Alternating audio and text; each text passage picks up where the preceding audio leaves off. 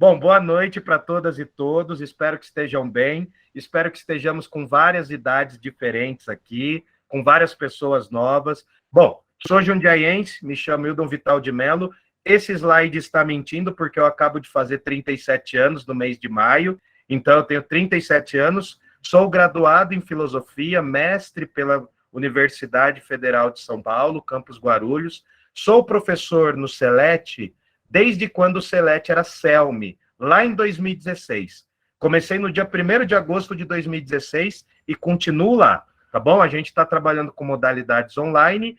Eu não sou o único professor, é um centro com vários cursos aqui em Jundiaí, voltados para a melhor idade, ou se vocês preferirem chamar de terceira idade ou maioridade, tá bom? Qualquer coisa vocês podem entrar em contato comigo e conhecer os outros cursos que existem. Nós temos diversos professores, nós temos aqui, por exemplo, a Normanda, que dá aula de inglês, nós temos o professor Douglas, que também dá aula de tudo, dá várias coisas, esse semestre vai dar um curso de mitologia, nós temos a Cacilda, que dá uma aula, dá aula de francês, então nós temos muitas aulas, tá bom? Quem tiver interesse é só chamar, porque daí eu passo o contato da nossa coordenadora Orlinda, tá bom? Eu, como dou aula de várias coisas, a minha área nesse semestre é basicamente literatura, que a gente trabalha com um curso de literatura aqui, que a gente lê um livro por mês, mais ou menos. Trabalho com a leitura da Bíblia, uma leitura literária da Bíblia, é importante eu frisar isso, para que eu possa respeitar todas as outras crenças,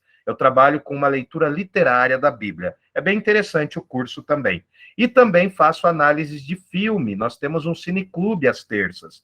Então, qualquer coisa, se suscitou interesse em vocês, podem entrar em contato com a gente, porque o Celete tem vários cursos, e eu tenho certeza que um vai caber aí na sua personalidade e com certeza no seu bolso, tá bom? Então, vou aproveitar, se depois vocês puderem, ir lá no YouTube e encontrarem a página Parla Podcast, é o meu podcast de filosofia. Eu faço junto com um amigo meu. Se vocês puderem se inscrever, curtir, compartilhar, eu agradeço muito. A gente fala de algumas polêmicas, mas a gente tem um projeto bem grande ali, de quase 60 vídeos falando de filosofia, desde a mitologia grega até a filosofia pós-moderna. E nossos episódios estão saindo às quintas-feiras. Tudo bem? Então, depois, vocês deem uma olhada lá no YouTube, porque tem o Parla Podcast. A gente faz várias provocações lá. E lá eu sou um personagem, tá? Algumas pessoas aqui me conhecem como Camaleão Albino. Lá eu sou mais personagem do que professor. Além disso, ainda fazendo a propaganda, a gente nem sabe se a aula vai ser boa, mas caso vocês queiram, eu também sou escritor, vocês podem me contactar via WhatsApp, aqui pelo meu número, daqui depois eu passo de novo, né? Eu acabei de lançar um livro sobre Jundiaí, fazendo algumas crônicas misturadas com contos, e quem tiver interesse também pode entrar em contato, tá bom? Vamos lá, então. Vamos falar de quem interessa, né? Porque propaganda, elogio em boca própria é vitupério. Vamos lá. Vamos de Van Gogh. O Van Gogh, ao longo da vida inteira, ele vendeu um quadro apenas, para irmã de um amigo dele, inclusive. Então a gente nem sabe se o quadro foi vendido só por merecimento ou se for por um pouco de apadrinhamento, né?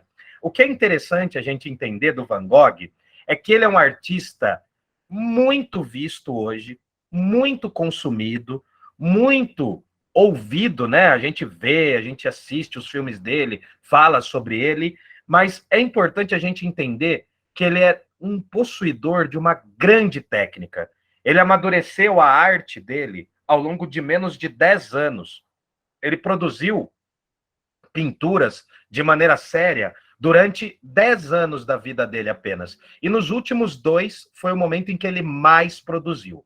Então é importante a gente entender isso, porque muito do que a gente vê do Van Gogh, a simplicidade dos girassóis, a simplicidade dos campos de trigo com cipestre, como o Sudá percebeu, aqui atrás de mim tinha uma imagem sobre isso, inclusive, os autorretratos dele, a gente vê uma certa simplicidade no Van Gogh e esquece que ele era dono de muitas técnicas.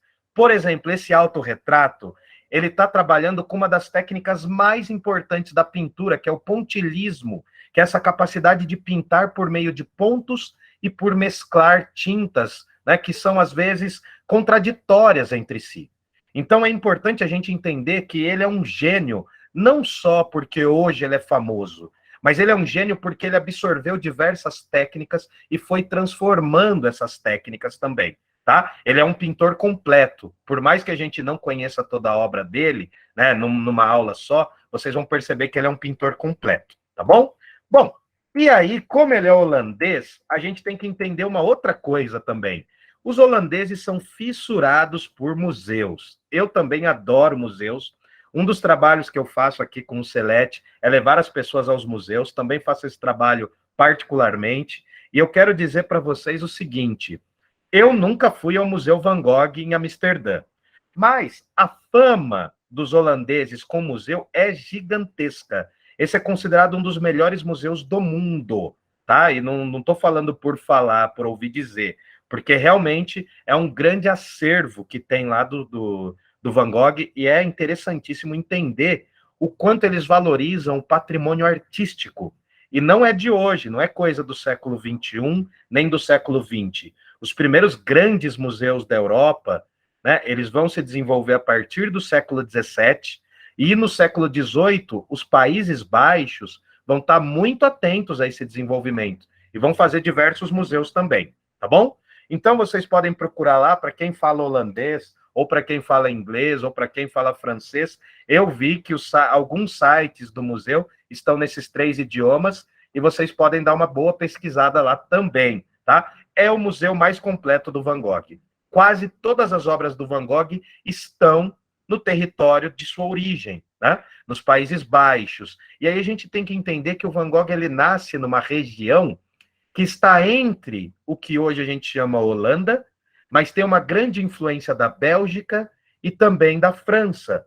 Então a gente tem que entender que o Van Gogh ele é de uma região chamada Brabante, uma grande região que é extremamente importante e culturalmente determinante para a Europa, tá? Lembrando também que o Van Gogh ele carrega uma tradição junto com ele, mas a gente vai falar isso já já, tá bom? Ó, só para vocês terem uma ideia, o museu ele é dos anos 70, é considerado um dos museus mais importantes da Holanda.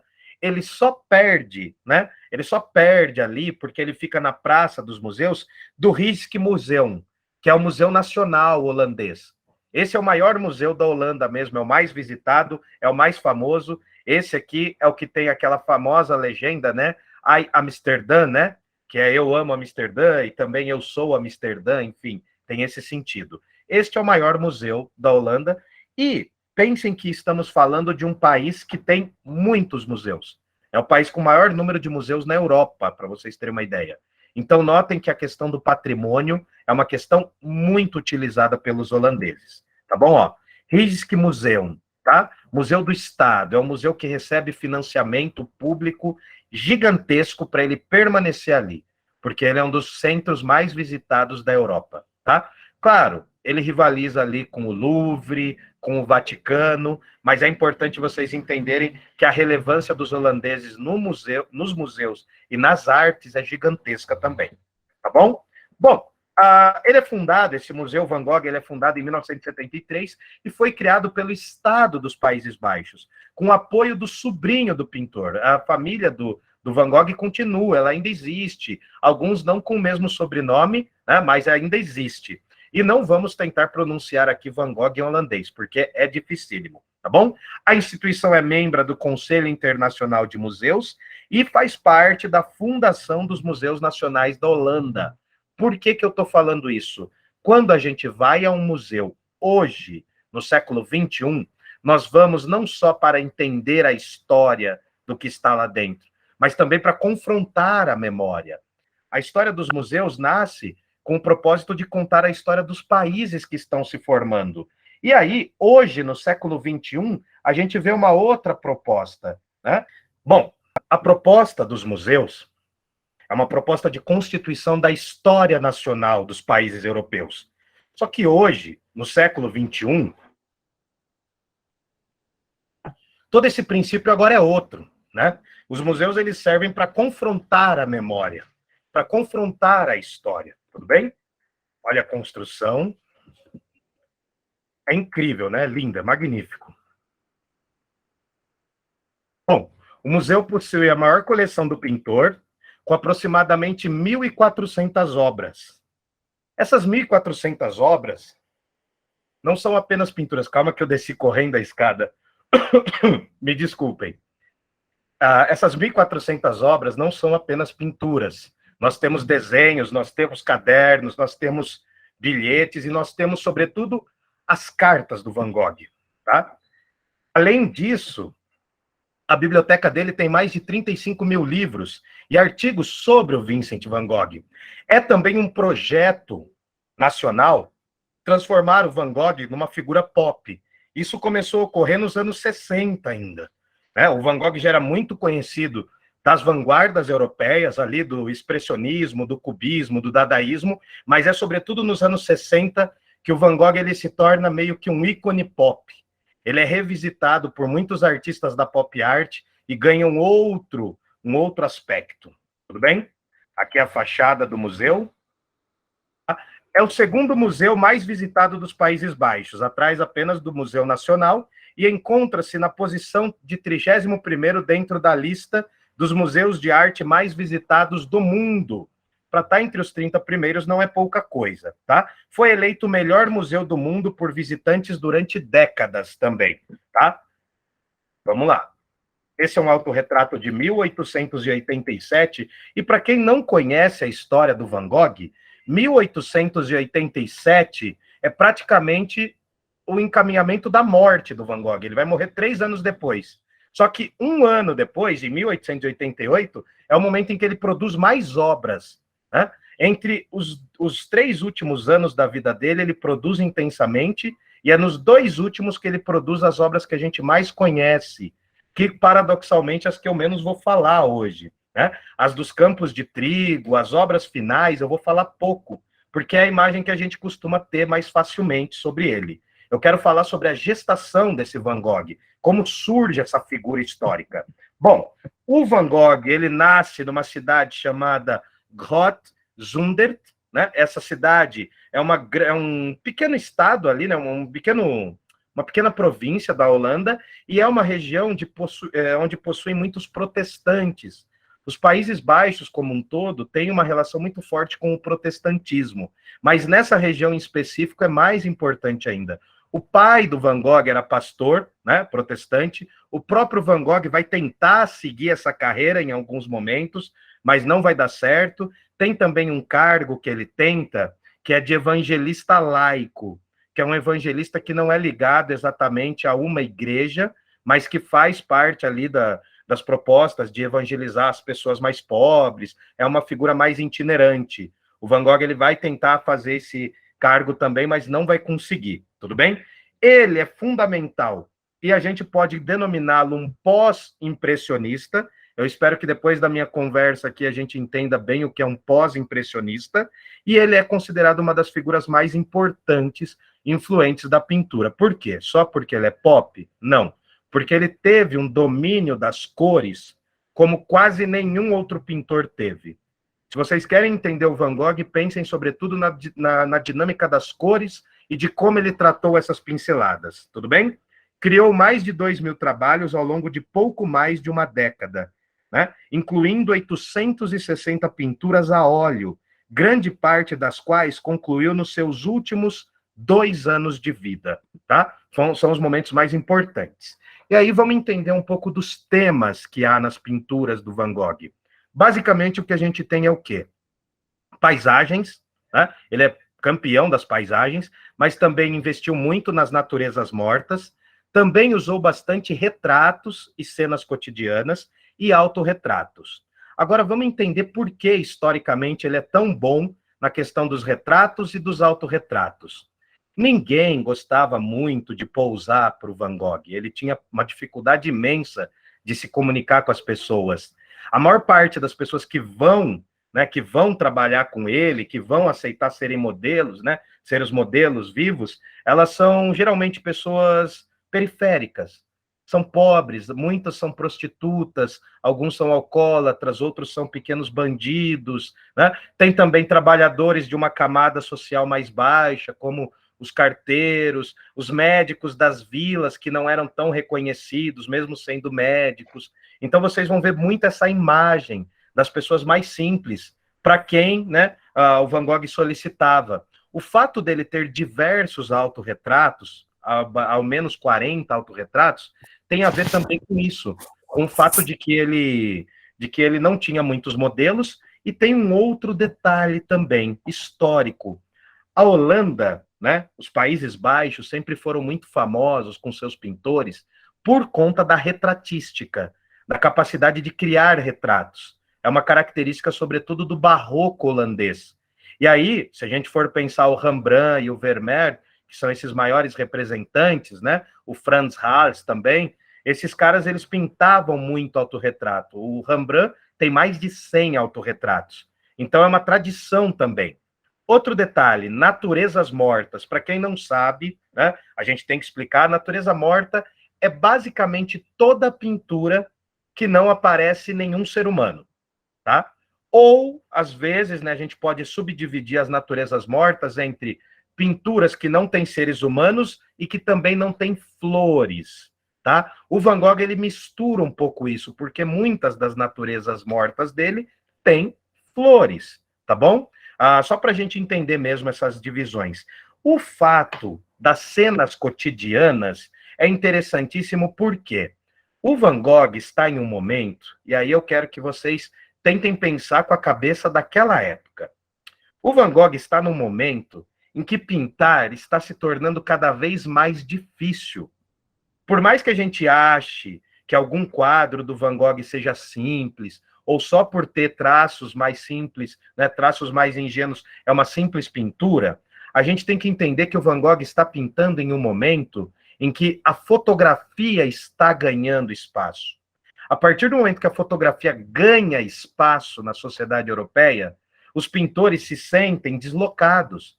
Em muitas cartas do Van Gogh, ele fala lá para o irmão, ele fala para a irmã, olha, as fotografias são inferiores ao que eu pinto. As fotografias não servem para nada, são apenas imagens congeladas, elas não têm movimento. Então, é muito comum nesse período, entre 1850 e 1890, uma competição muito grande dos pintores com a fotografia, porque surge uma coisa chamada daguerreótipo, que é um instrumento que começa a captar imagens. Agora, imagine no final do século XIX, quando esse instrumento que capta imagens começa a mexer as imagens, quando surge o cinema. Então, os artistas vão se sentir deslocados. É por isso que a arte do final do século XIX vai se tornar cada vez mais abstrata. Não vai mais procurar representar a realidade das pessoas, né, da aparência das pessoas, mas sim vai querer criar outros aspectos. Então é importante entendermos isso também, tá bom? Outra coisa, né? Seus processos criativos e técnicas se transformaram muito ao longo do curto período em que ele exerceu a pintura. Para alguém que pintou durante 10 anos, ele saiu de um estilo e foi mudando muito rapidamente. E é muito interessante esse processo porque as primeiras obras do Van Gogh, além de serem muito simples e de não terem nada a ver com o Van Gogh que a gente costuma conhecer, elas eram feitas em preto e branco, a maioria era com tinta de nanquim, porque o Van Gogh era admirador da pintura japonesa, né? Estranho pensar isso, né? Diferente. Mas a Europa estava vivendo um boom da cultura japonesa, sobretudo em Paris. E Van Gogh sempre esteve em relação com Paris, enfim. Outra coisa, ele também pintava com carvão, desenhava com lápis, com vários tipos de lápis, né? Tem o famoso, o lápis do, como que chama? Meu Deus do céu, me fugiu o nome. O lápis do ferreiro, alguma coisa assim. É um tipo de lápis que alguns têm umas pontas mais duras também, né? O lápis do marceneiro, perdão, é o lápis do marceneiro. E do pedreiro também. Ele tinha várias técnicas que ele foi incorporando e com o passar dessa década ele mudou totalmente. Vocês vão ver que a pintura dele era muito convencional para se tornar depois original, tá bom? Ele contribuiu também para a fundação da arte moderna, da arte do século XX, do final do XIX e início do XX, tá? Sem ele, seria muito difícil a gente pensar, por exemplo, os expressionistas. os pintores que são herdeiros diretos do Van Gogh. Bom, já falei de uma das técnicas que ele tinha, que era o pontilhismo, essa capacidade de pintar pequenas gotículas no quadro até formar a imagem, tá? Tem uma outra técnica também, que é chamado de ou cloazinismo ou closinismo, que é a capacidade de você fazer contornos. As pinturas do Van Gogh têm muitos contornos, às vezes aqueles traços muito rígidos, né? Não que eles sejam retos, mas sim que eles sejam fortes. Também é uma característica. E o Van Gogh, ele vai do impressionismo, ele vai perpassar, né? O impressionismo, os pós-impressionistas e quase que ele funda essa ideia de expressionismo. Vai ficar mais claro já já. Olha isso aqui. Olha isso aqui é um fim de tarde, né? Isso aqui é um fim de tarde em Paris, maravilhoso. O rio pode estar sendo fétido ali, mas é maravilhoso, olha lá, né? É um fim de tarde parisiense. A gente vê a água, a gente vê as nuvens, mas notem que o contorno quase não é percebido. Nós notamos algumas barquinhas ali, mas é tudo muito abstrato. Não há contorno, não há uma delimitação entre o que é água e o que é céu, né? Por mais que a gente veja o sol ali, a gente não consegue distinguir muito bem em que lugar ele está, se ele está descendo ou subindo. Fica uma imagem diáfana, uma imagem quase que poética da realidade. Por quê? Porque esse é um quadro impressionista. A proposta aqui não é mais retratar igual à realidade. Pensem num quadro lá do Renascimento, qualquer um. Imaginem lá a criação de Adão, né, feita por Michelangelo, com os músculos dos homens aparecendo firmemente. Né? Tem uma proposta linear muito forte. Além disso, tem uma proposta de representação muito rígida, né, muito exata do que é o corpo humano. Aqui não. Aqui, ó, é praticamente uma obra abstrata já. Essas obras aqui são impressionistas. Aqui nós temos o auge do impressionismo. Na década de 1870, nós estamos falando de Claude Monet, e esse quadro, inclusive, é o quadro que dá o nome ao impressionismo. Esse movimento de meados do século XIX, ele é visto com muito preconceito, porque a arte desse momento, ela caminhava para um outro sentido. Era uma arte extremamente acadêmica, extremamente rigorosa, e tem um detalhe fundamental. Os impressionistas, eles vão se rebelar, porque eles vão ser os primeiros artistas a colocarem o cavalete fora do ateliê. Claro, já deve ter existido diversos pintores que pintavam fora, né, nas ruas, mas as obras, a captação dessa imagem, geralmente era percebida dentro de um ateliê, com uma luz, né, às vezes a luz do dia, mas ali a partir do século XIX com luzes artificiais. Os impressionistas, eles vão para as ruas, eles vão para a beira dos lagos, eles vão para a beira das praças para tentar captar a luz fora do ateliê, totalmente fora. E isso se torna uma revolução, por quê? Prestem bem atenção nessa imagem. Guardem essa imagem, ó. Fim de tarde, em Paris, estamos todos tranquilos. Agora, olha como era a arte da época do impressionismo. Né?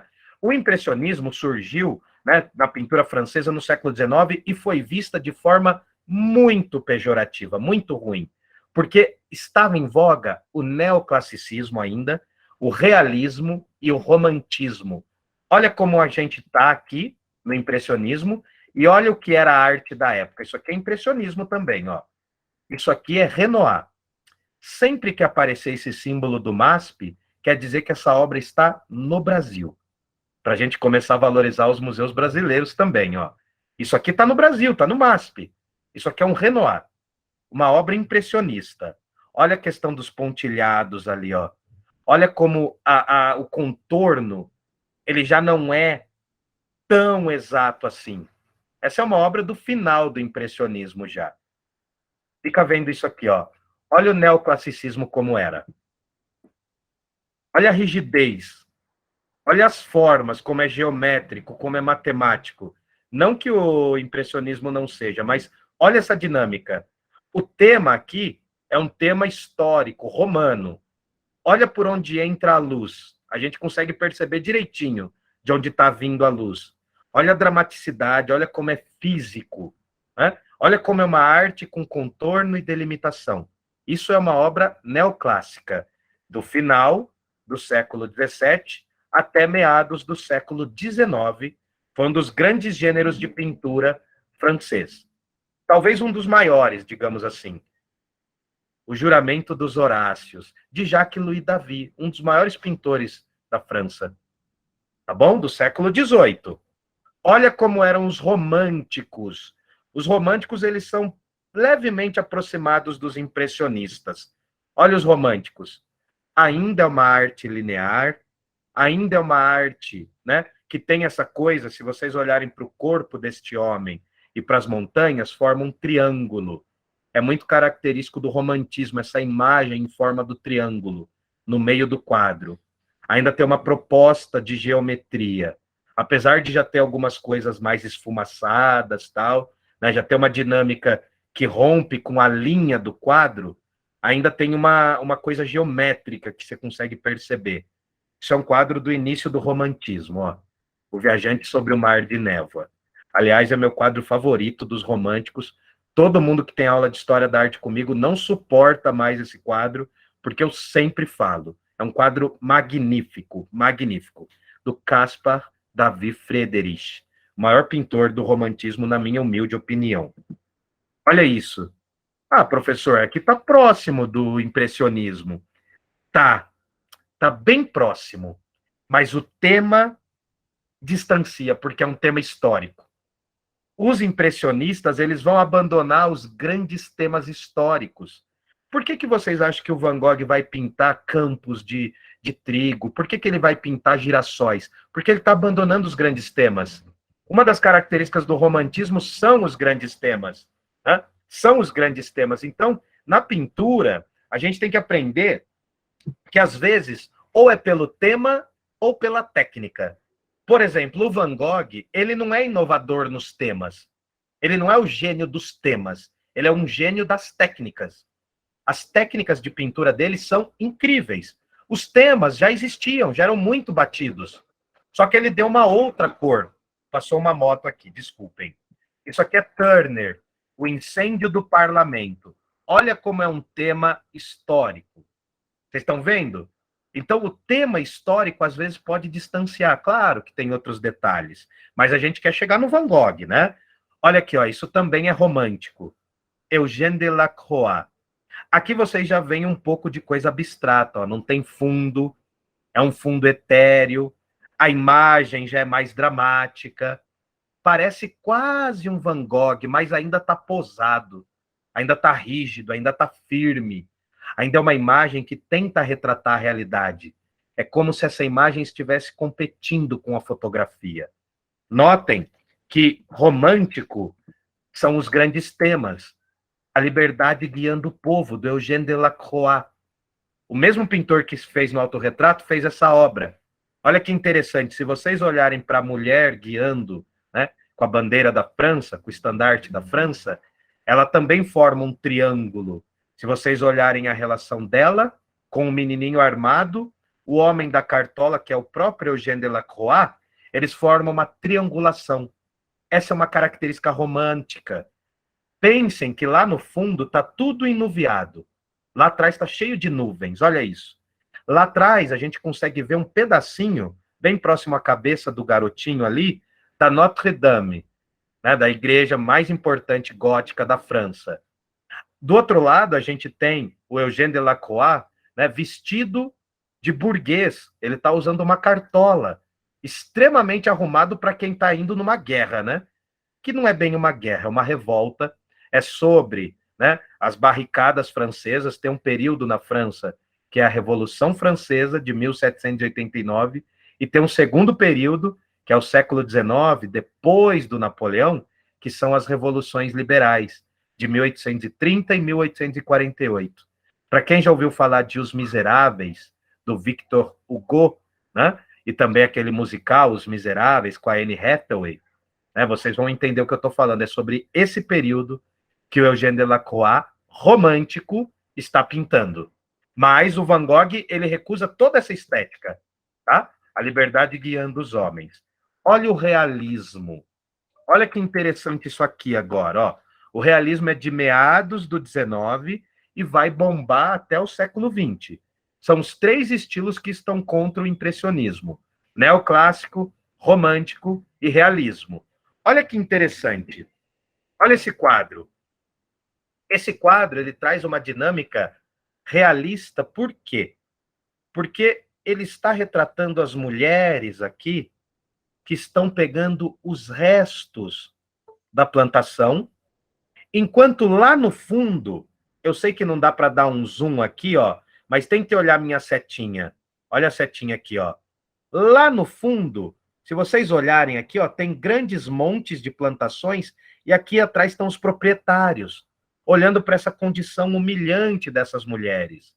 Além disso, essas mulheres estão pegando os restos, elas não olham direto para a gente, elas não são figuras idealizadas, não são figuras belas. É realista porque tem um apelo de crítica social, mesmo que pequeno. De alguma forma, esse estilo se liga muito ao estilo do Van Gogh, porque é uma das passagens da vida do Van Gogh tem a ver com isso. Além disso, esse quadro retrata uma passagem bíblica. Na turma que eu tenho de leitura da Bíblia, a gente acabou de ler o livro de Ruth, né? Que é um livro que vem logo depois do livro de Juízes. E Ruth é uma personagem bíblica, né, da história bíblica, que ela se torna uma dessas mulheres que vai pegar o resto da plantação dos grandes proprietários. Então, lá no livro bíblico, aparece de forma heróica a imagem dela. Aqui é real porque as mulheres estão numa condição praticamente de humilhação, de subalternas, tendo que pegar algo para sobreviver. Tudo bem? Esse quadro, ele tem mais parentesco com o Van Gogh do que a gente imagina. Por quê? As respigadoras, essas mulheres que pegam os restos das plantações, é uma pintura, né, do Jean-François Millet, que é ou Millet, né, em francês, para quem fala francês perfeitamente. Esse é um dos quadros que influenciou muito a carreira do Van Gogh. Vai ter uma etapa que o Van Gogh vai pintar, não nesse estilo, mas com esses temas. O próprio Millet foi um pintor importantíssimo para a carreira do Van Gogh. E olha que coisa interessante. Alguns dias atrás eu estive na Pinacoteca, levei uma turma para lá. Aliás, o Celete também faz esse trabalho de excursões para os museus, tá? Fica aqui a dica. Eu fui também com alguns casais já individualmente, e este quadro foi imitado mesmo, houve uma reprodução desse quadro feita pela pintora brasileira chamada Anita Malfatti. E esse quadro está na Pinacoteca, inclusive. Tá bom? Só para deixar uma dica. A gente aprende a pintar copiando os grandes mestres. O Van Gogh vai ser um grande copiador dos quadros do Millet. Na primeira fase dele, ele tem muito dessas características. Olha isso. As duas estão falando de um lugar com espigas, né? Só que uma tem uma criança idealizada, poeticamente colocada, e a outra tem um traço mais realista. Tudo bem? É um traço mais realista. Gente, eu espero que sejam pessoas entrando, porque se for pergunta, eu peço desculpas porque eu estou ignorando todos os barulhinhos. É alguma pergunta? Senão a gente segue. Bom, não creio que seja pergunta, acho que sejam pessoas entrando. Bom, vamos voltar aqui para o Van Gogh, né? Vamos retornar para esse homem que foi considerado louco, foi considerado psicótico, mas a gente tem que tomar muito cuidado com esses nomes, porque esses nomes não haviam surgido ainda, né? Por mais que ele tenha ficado nos sanatórios, por mais que ele tenha tido relações conflituosas e provavelmente tivesse transtornos psicológicos, a psicanálise só vai dar um salto logo depois da morte dele, com as obras do Freud. Então, muito do que o Van Gogh passou, a gente não consegue denominar, porque ainda não tinha os termos técnicos. Que ele era de difícil convivência, a gente sabe. Que ele tinha vários problemas financeiros e vários desajustes mentais, a gente também sabe. Que ele sofria de uma carência amorosa gigantesca, ao ponto de se relacionar com prostitutas e querer ser esposo delas. E pior, o Van Gogh, ele sofre de uma certa coisa meio interessante, que é a seguinte: quando o Van Gogh nasce, né, é exatamente um ano depois do pai e a mãe do Van Gogh terem perdido um filho que teria o nome de Van Gogh também, do Vincent. Ele acaba morrendo. E esse garoto, o nosso Van Gogh, acaba carregando o nome de uma criança natimorta. A mãe costumava ir ao túmulo do Vincent, levando o pequeno Vincent vivo, para ele ver esse irmão morto que ele nunca conheceu. Isso dá um trabalho de psicanálise gigantesco, mas vamos continuar aqui, né? Bom, nascido numa família de protestantes de uma classe média alta para os padrões da época, Van Gogh começou a desenhar ainda criança, sendo descrito como uma pessoa séria, quieta e pensativa, e uma criança desajustada para a época até, né? Trabalhou como vendedor de arte quando jovem, sobretudo numa empresa francesa que tinha uma filial na Holanda, onde um dos tios vai estar lá, né? Então ele vai trabalhar com alguns dos tios, vai várias vezes para a Inglaterra, para Paris, para a França como um todo. Ele vai visitar várias dessas regiões. E uma das coisas que sempre vai saltar aos olhos dele é a arte japonesa, né? As questões das figuras japonesas que estão invadindo a França ali pelos anos de 1850 já, e quando é na época dele, tem muita coisa, né? A França tinha dois termos, inclusive, né? Falava do japonismo e do chinoisismo, né? Essa mania de tentar decorar tudo com coisas do Japão e depois com coisas da China, tá bom? Viajou frequentemente, não quer dizer que ele foi bem nascido, né? Não quer dizer que ele era rico, abastado, muito pelo contrário. E é importante a gente entender a figura do irmão, o Theo, né? O Theodore. O irmão mais novo dele acaba se tornando o irmão mais velho, acaba cuidando dele. O Theodore, ele não acreditava muito nas obras do Van Gogh logo no início. Ele vai dando algumas sugestões para que ele melhore as técnicas, até que ele profissionalize. Vai chegar um momento importantíssimo em que ele vai ter um domínio maior, né, sobre a figura do irmão e vai influenciar a obra do irmão. Mas é interessante ver o diálogo. Por quê? Por quê? Porque a maior referência à vida do Van Gogh são as cartas que ele trocou com o irmão. Cartas a Theo. Se você quer ter um contato maior com as obras do Van Gogh, procure este livro que tem o autorretrato do Van Gogh. Eu indico esse verdinho, tá? O que tem o autorretrato verde, que, aliás, o Van Gogh fez em homenagem ao Gauguin, que é um outro pintor também. As cartas a Theo têm descrições precisas das técnicas de pintura, dos processos criativos, dos temas, da vida, das relações que o Van Gogh tinha, porque sim, ele era um homem muito solitário. É preciso entender isso, né? A solidão é um dos grandes temas das cartas que ele troca com a irmã, com o irmão, com o pai, com a mãe. Muitos dizem que o pai morre de desgosto por ter um filho desencaminhado, né? Um filho que tentou a vida como pastor e não conseguiu. Tentou um casamento com uma prima de terceiro grau, de segundo grau, e não conseguiu. Tentou uma vida como vendedor de arte e não conseguiu. E aí se torna pintor. Aí dizem que o pai tem uma grande decepção por conta disso e vai morrer ali no impacto, né, de meio que a surpresa da família. Bom, essa antologia de textos é importantíssima porque a gente tem também, né, nessa versão aqui, nós temos a única resenha que elogia o Van Gogh. Então, vale a pena ser lido. É um livrinho grande, mas como é um livro de cartas, é interessante a gente perceber como essas cartas moldaram o que a gente tem de imagens sobre o Van Gogh. Tá bom? Deixo essa dica aqui. Além dessa dica, eu deixo aqui uma biografia do Van Gogh pela Companhia das Letras, para que a gente possa pesquisar, se vocês tiverem interesse. É uma bibliografia grande, tem umas 1000 páginas, e eu deixo para as crianças, e se vocês tiverem filhos, netos, sobrinhos, afilhados, não importa. Comprem esse caderninho, esse livrinho sobre o Vincent. É muito interessante, é bem provocador, né? Espero as crianças serem um pouquinho mais velhas, ter entre 8 e 9 anos, porque nós temos aqui um pouco da vida do Van Gogh em quadrinhos. É muito interessante. Recomendo muito. Vamos continuar. Só para a gente deixar mais 2 dicas, eu não acabei ainda vou falar mais um pouquinho. Nós temos no Portal da Eternidade, que é um filme com William Dafoe, né, que eu acho que é fundamental assistir. Eu não sei onde ele está no momento, em qual plataforma ele está, mas vale a pena vocês procurarem. Tá? É um filmaço também. Tem o William Dafoe aqui que praticamente encarna o Van Gogh. É incrível esse filme, eu acho muito bonito, inclusive. Não é à toa que tem essa entrada de luz aqui, ó.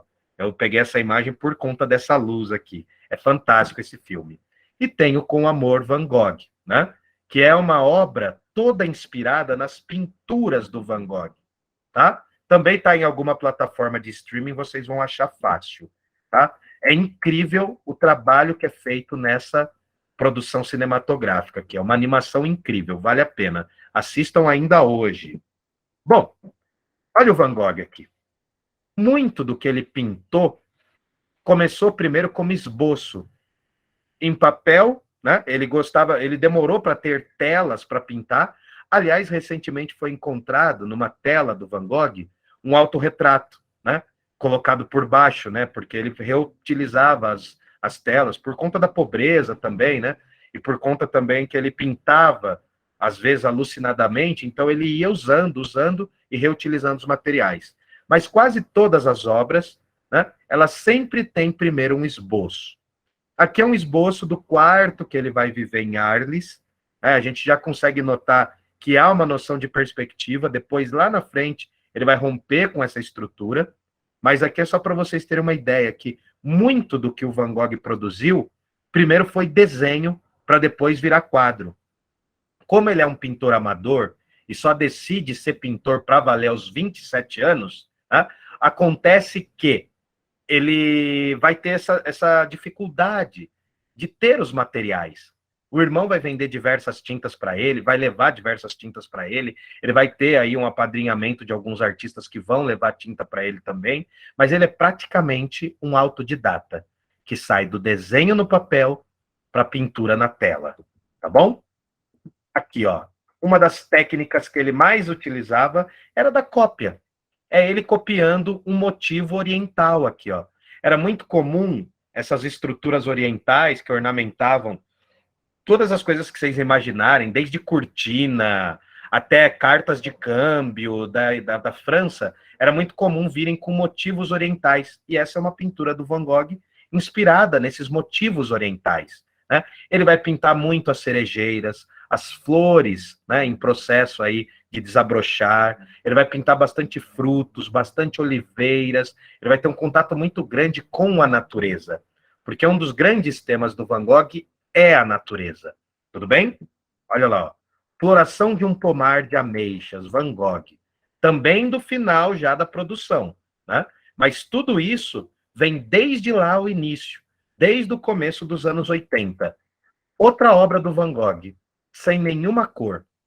Quando ele mandava isso para o Theo falava assim, tá lindo, tá magnífico, mas é convencional.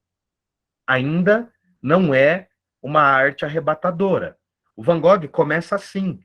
Esses são desenhos da maturidade, mas quase todos os primeiros desenhos do Van Gogh são assim. São até bem clichês, né?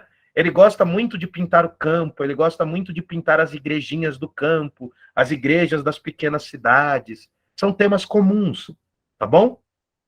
Aí, ó, aqui, interessante porque esse é de 1881, quando ele começa a se dedicar mesmo, né? Aos 27 anos, em 1880, ele decide ser pintor profissionalmente, digamos, né? E aí ele vai começar desenhando, ó. Sempre com temas comuns, temas do cotidiano, é uma das características dele, porque é onde você amadurece o seu traço, reproduzindo, né? Quem já fez curso de desenho sabe que eles te colocam para você pintar o vaso de um lado, a pera do outro. Por quê? Porque é onde você amadurece o seu traço. Olha como é convencional, não é uma coisa arrebatadora ainda. Isso vai se tornando, ó, o berço, lápis sobre papel. É uma das obras que ele mais utiliza, das estruturas que ele mais utiliza, lápis sobre papel. Ele vai desenhando, desenhando, desenhando. Faz muitas naturezas mortas, descreve bastante o campo, mas alguma coisa vai mudando ali nele, né? Enquanto ele desenvolvia um estilo que se estabeleceu por completo em 1888, durante a sua estadia em Arles, no sul da França, durante esse período, o pintor também ampliou seus temas, que passaram a incluir oliveiras, cipestres, campos de trigo e os famosos girassóis. Aqui nós temos o irmão mais velho e o irmão mais novo, Van Gogh e Theo Van Gogh, né? Lá, o Vincent, aqui muito jovem ainda, sempre com os olhos bem expressivos, né? Quase todas as fotografias que tem do Van Gogh são com esses olhos aqui bem marcantes. O tema dos olhos do Van Gogh vai acabar gerando o movimento expressionista, porque ele tinha esses olhos muito chamativos nas pinturas. Então é um dos grandes temas dos expressionistas, os herdeiros do Van Gogh, tá bom? Isso aqui é a primeira pintura do Van Gogh, primeira grande pintura. Isso é uma natureza morta, simples, muito inspirada pela arte barroca, que é esse fundo preto, esse bloco escuro ao fundo, é um copo, uma caneca de cerveja e algumas frutas à frente. Olha isso, gente. Nada daquele domínio da cor que a gente imagina, né, quando pensa o Van Gogh, né? Para quem passou dos 30, como eu, deve ter visto aquele filme com o pai do Michael Douglas, né, com Kirk Douglas, chamado Van Gogh, cheio de cor, arrebatamento, um filme dos anos 50. Olha isso, gente. Olha isso aqui. Escuro, sombrio. Não porque o Van Gogh tinha uma personalidade sombria, não é isso. Mas porque a técnica dele ainda era orientada pelos mestres do barroco holandês. Rembrandt, Vermeer são fundamentais. Tudo bem que o Vermeer é mais coloridinho, mas essas naturezas mortas também relacionam-se com o Caravaggio, que também pintava assim, nesse estilo. Era muito comum no século 17 e 18. O Van Gogh tinha um traço comum.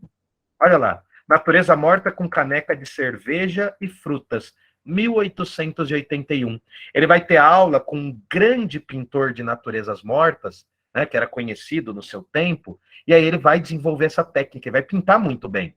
Apesar de ser um quadro convencional, é bem executado. É bem executado. É uma natureza morta. Aqui é quando vira a chave. Sabe quando o artista começa a dominar uma técnica e ser autêntico? É aqui, nos comedores de batatas. Essas figuras secas, sombrias, olha esse cinza, esse domínio do esverdeado. Aqui é muito característico dos holandeses, né? Um ramo da pintura da Holanda era muito forte com esse cinza e verde. Ali, nesse quesito, o Van Gogh está imitando a paleta de cores.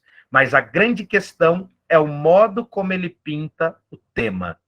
O Van Gogh vai ter muito contato com algumas regiões da Bélgica, onde tinham muitos mineiros trabalhando em condições de vida horríveis, né, sendo explorados ali 12, 15, 20 horas, às vezes. Né? Mulheres trabalhando e ganhando menos, sendo abusadas sexualmente, crianças perdendo membros. É uma visão trágica. Se vocês querem entender melhor isso, procurem um livro que também é um filme, chamado Germinal, de Émile Zola. A grande sacada aqui é essa luz de esperança no meio do quadro e, ao mesmo tempo, essas imagens, né, sombrias. Essas imagens sombrias. O tema aqui é fundamental, porque ele vai começar a retratar os pobres.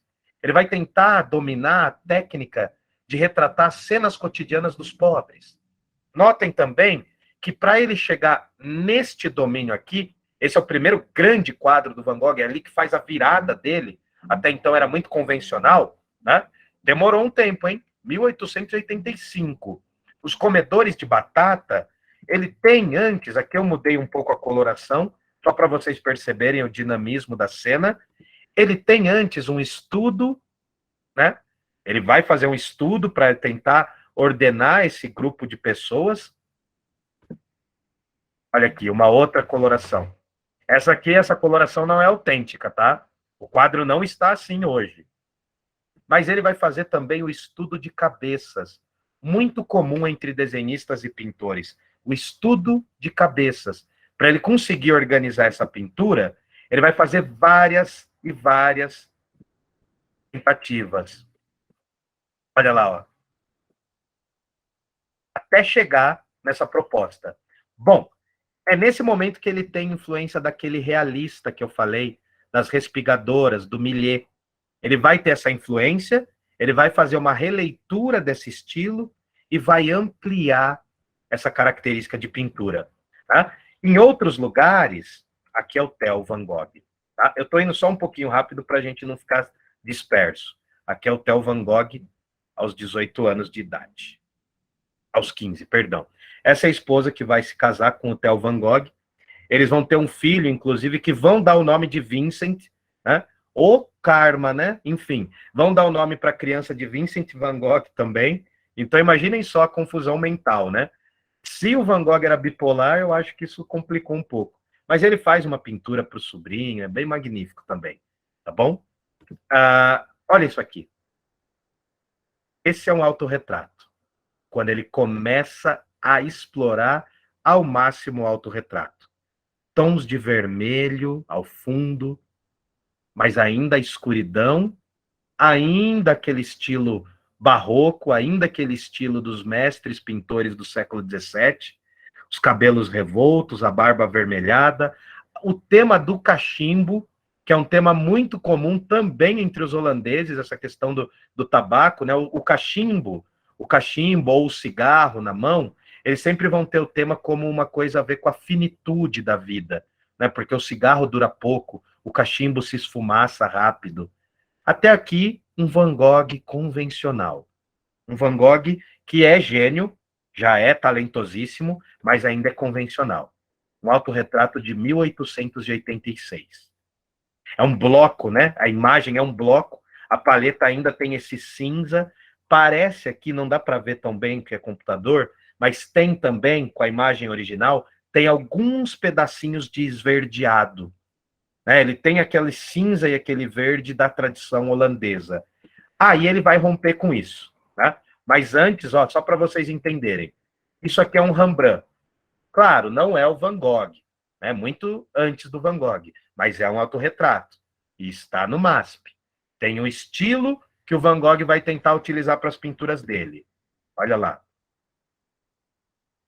Isso aqui é o auge do barroco holandês. Olha o fundo preto, esse bloco que destaca a imagem principal. Né? Tem características de pintura barroca no Van Gogh. Olha que interessante. A moça com o brinco de pérola do Vermeer. Olha que incrível. É muito inspirado. O Van Gogh é muito inspirado nesse estilo. Notem. Ainda tem esse bloco compacto de cores apagadas ao fundo. Poucas luzes, né? A luz se concentra no rosto, dá um dinamismo para o rosto do personagem. E aí o Van Gogh quebra com isso. As mesmas tonalidades, só que outro estilo de pintura. A cor já está invadindo ele totalmente. Né? Retrato da Mama. Isso é de 1888. O período mais genial dele. Né? É o retrato da mãe. A gente respeita, né? Freud explica. Essa aqui é um esboço também, que vai virar um quadro lá no final da vida do Van Gogh. Olha lá. Esgotado. Lápis em papel de aquarela. Isso vai ser um dos temas que o Van Gogh vai refazer várias vezes também. Tanto nos desenhos quanto nas pinturas. Só encaminhando para o final, a gente vai ter que ter uma parte 2. Olha isso aqui. Isso aqui começa a metamorfose do gênio. A gente vê uma Bíblia gigantesca, a influência, ó, eu sei que tem psicólogos e psicanalistas de plantão aqui. A influência da figura paterna, como pastor. E ao lado a gente vê um livrinho amarelo que se destaca, que é um livro, né, que se opõe, se torna uma Bíblia moderna, que é um livro do Émile Zola. O Van Gogh adorava os textos do Émile Zola, desse escritor francês. E olha que coincidência. Tem um dos livros do Émile Zola, que escreveu vários, em que o personagem arranca uma parte da orelha. Será que tem uma influência? Não lo sei. Mas vamos entender. A vela apagada retrata a efemeridade da vida. A Bíblia gigantesca está aberta no livro de Isaías. Né? Não está especificado em que capítulo, mas está aberto no livro de um grande profeta. E o livro pequenininho do Émile Zola é um tema que aparece em outros quadros do Van Gogh. Por quê? O Émile Zola é um escritor realista, naturalista. Professor do céu, o que você está querendo dizer com tudo isso? O Émile Zola está para a literatura da mesma forma que aquele quadro das mulheres pegando as espigas no chão está para a pintura. É uma escrita realista. Eu acabei de indicar aqui um filme e um livro, né, o livro é de Émile Zola, chamado Germinal. Se vocês puderem assistir esse filme, o Germinal, com aquele ator famoso francês, Gérard Depardieu, vocês vão entender o que eu estou falando. Mas olha a dinâmica deste quadro. É um Van Gogh que a gente não conhece, eu sei. É um Van Gogh opondo o livro sagrado de todos os tempos, que é a Bíblia, e a figura do pai, ao livro, né, que é moderno e não é sagrado, é alegre. É alegre porque fala da vida de uma forma diferente do da Bíblia. Notem que é interessante isso, ó. Natureza morta com Bíblia aberta, vela apagada e romance, por Vincent van Gogh. Van Gogh está se transformando. O livrinho amarelo que está em primeiro plano é A Alegria de Viver, do escritor Émile Zola, de 1884. A Bíblia está aberta em uma página não especificada de Isaías. A vela apagada remete à brevidade da vida. Tudo acaba. Né? Olha essa aqui, que parece macabra, mas não é. É uma grande sátira. É uma caveira com um cigarro. Só para a gente chegar ao fim, caveira na pintura tem a ver com barroco. Na pintura barroca era muito comum se colocava a caveira justamente para mostrar que a vida é breve. Se vocês forem ver, tem muitas pinturas, até o romantismo usa bastante isso. Geralmente as caveiras apareciam no meio de um ambiente de festa. Aqui o Van Gogh, ele brinca com a ideia do autorretrato, porque tem um bloco preto ao fundo. A caveira é uma figura que remete à finitude, mas é como se ela fosse um retrato vivo. E o cigarro também remete à finitude. É quase que uma sátira ao estilo barroco. Isso que é genial. Aqui, o artista já dominou as técnicas, agora ele está subvertendo as técnicas. Ele está alterando essas técnicas todas. É um tema muito característico da pintura do Van Gogh e pouco explorado. Olha lá. Caveira de um esqueleto com cigarro aceso. É quase que uma tiração de onda com a figura da morte. Bem parecido com aquele filme, O Sétimo Selo, do Ingmar Bergman, que eu sempre indico também. Aqui nós temos um retrato do Van Gogh, mas feito por um outro pintor que flertou com o impressionismo, Toulouse-Lautrec. Toulouse-Lautrec. Como que você sabe que é do Toulouse-Lautrec? Só com a referência? Não. É porque tem essa cor quase se desmanchando. É impressionista porque tem essa paletada muito fina. Olha um quadro do Toulouse-Lautrec aqui, ó. Tem a mesma dinâmica. Mas vejam que tem essa composição de cores entre o vermelho e o verde. E entre o marrom e o verde também, ó. Notem que tem esses temas que o Van Gogh vai utilizar também. Aqui, né, é uma pintura do Van Gogh inspirada na cultura japonesa. É a cortesã. Olha isso. É a cara da cultura japonesa, só que vista por um europeu. Vista por um europeu. Tá bom? 1886. Notem que as pinturas estão mudando, não quer dizer que elas estão evoluindo. É uma técnica que eu passo a dominar. E aqui nós temos o Van Gogh das cores. Justamente retratando, né, o Père Tagny, que era um homem que financiava os artistas no seu pequeno ateliê e bancava. Vendia tintas para o Renoir, para o Monet, para o Manet, que eram todos pobres. Né? Para o Toulouse-Lautrec, para o Gauguin, né? Para o Savigny, para vários outros pintores, Ele vendia e ele pedia como troca, deixa um quadro aqui. E aí ele expunha no fundo da casa. Aqui já há uma dinâmica das cores. Apesar da estrutura ainda ser muito próxima, olha como ele consegue fazer uma metalinguagem. Olha o fundo que tem aqui, ó. É o outro quadro dele, ó. Se vocês olharem desse lado da setinha, ó. Já tem aqui a cortesã. Ele colocou aqui, junto ao outro quadro. Essa dinâmica é interessante. Muito do que a gente sabe do Van Gogh está nos cadernos e nas cartas. Mas, além disso, em alguns quadros que o Van Gogh retrata os ambientes onde ele vivia, ele colocava alguns dos quadros dele também. Né? É mais ou menos como um quadro narrando a arte de pintar outro quadro. Olha essa técnica interessante. Retrato do Père Tagny, né, que é o personagem que foi fundamental para os impressionistas, assim como os bares que tinham em Montmartre, na França, né, em Paris, que também aceitavam expor os impressionistas, porque os impressionistas não eram aceitos nas academias, eles não eram aceitos nos grandes locais de arte francesa. Vai demorar muito. E para a gente fechar o dia de hoje, já volto para vocês, aqui é uma pintura em que ele rompe totalmente com a noção de profundidade. É, a princípio, uma natureza morta, porque ele está retratando uma garrafa e um copo de absinto. Para quem não sabe o que é absinto, é a bebida dos caras do final do século XIX. Uma bebida tão forte no álcool que quando os pintores e artistas bebiam, eles acreditavam estarem vendo uma fada verde, né? É o tema do absinto, é muito comum nesses pintores do final do XIX.